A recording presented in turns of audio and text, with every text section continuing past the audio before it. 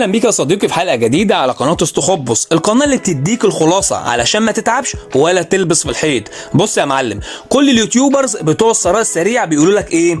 اعمل تيشيرت عليه قطه بتلعب كوره وروح نزله على ريد بابل واستنى الدولارات. احب اقول لك انك كده هتبيع لواحد زيه وزيك اخره يفاصل في الشحن معاك، لكن الحيتان اللي بجد بيبيعوا اللي معاهم شنط الفلوس اللي هم الشركات بمعنى اصح. النهارده اعلمك ازاي تلبس مطاعم وكافيهات منطقتك لبس الشغل اليونيفورم بضغطة زر واحدة من غير ما تلمس قماشة. سيبك من التيشيرتات، الفلوس الحقيقية في لبس الشغل. بعد الفاصل مستنيكم.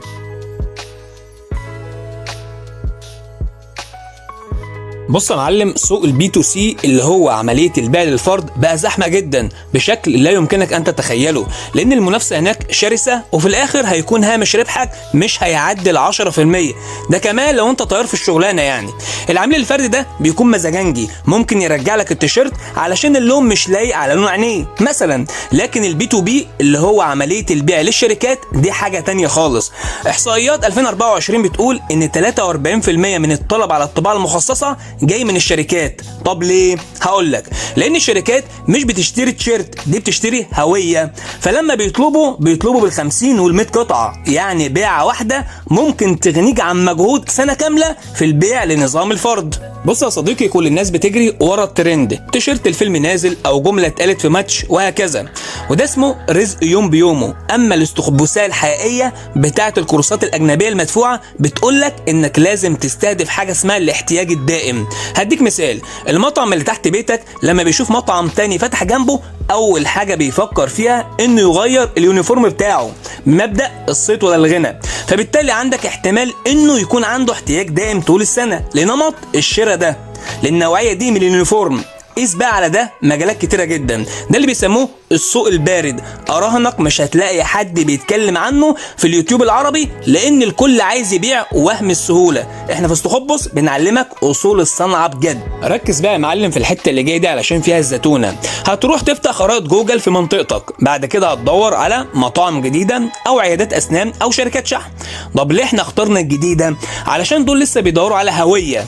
هتاخد اللوجو بتاعهم من صفحه الفيسبوك، بعد كده هتروح على موقع زي برنتفول او برنتفاي، فهتعمل ايه؟ هتحط اللوجو ده على موقع احترافي مثلا ليونيفورم او مرياله او حتى كاب، وبعدين هتبعت لهم العينه دي ديجيتال، فلما يشوفوا اللوجو بتاعهم متشيك على لبس شيك كده، ده هيزود من احتماليه الشراء بنسبه كبيره قوي لمنتجاتك. تعالى يا معلم نتكلم بلغه الارقام ومن غير اي هبد. متوسط هامش الربح في الطباعه عند الطلب للشركات بيوصل ل 50%. طب ليه؟ لانك بتقدم خدمه مش منتج. انت بتوفر على صاحب المطعم ده انه يروح يدور على مصنع ويشتري قماش ويطبع بره كمان، انت بالنسبه له فعليا المورد الرسمي الحصري. لو البيعه دي مثلا ل 500 موظف، انا بديك خلي بالك رقم بسيط على الماشي، ولو كل قطعه مكسبك فيها $1 بس، برضه بديك رقم متواضع جدا. انت كده عملت قد ايه؟ $500 من عميل واحد. الاحصائيات بتقول ان السوق العالمي للبي او دي اللي هي البراند اون ديماند متوقع يوصل ل $57 مليار في 2033. انت متخيل حجم الاستثمار في نوعيه المشاريع دي وصل لفين؟ خلي بالك يا برنس بقى، لما تيجي تتعامل بي تو بي اللي هو نظام البيع للشركات، ابعد عن الخامات الرخيصه، وده لان الشركات بتحب التطريز اكتر من الطباعه العاديه. مواقع البي او دي اللي هي البرنت اون ديماند دلوقتي بتعمل تطريز احترافي جدا. اختار دايما الكوتون بلند، لان ده بيعيش في الشغل التقيل وخصوصا للناس بتوع المطاعم. ما تنساش يا صديقي، عميل البي تو بي ده واحد راضي جدا هيجيب لك 10 شركات زيه بالورد اوف ماوس اللي هي السمعه الطيبه اللي هينقلها للناس عنك لنفس المجال او غيره، وده فعليا اقوى من 1000 اعلان على فيسبوك. وعلشان ما حدش يضحك عليك ويقول لك الموضوع سهل، لا، لو طبقت بشكل عملي هتلاقي صعوبات بتختلف من شخص للتاني. حاول بقدر الامكان تتخطاها بالتجربه والمحاوله، اوعى تستسلم، وانا تحت امر حضرتك تشاركني في تجربتك في التعليقات لو استشعرت اي صعوبات هتقابلك.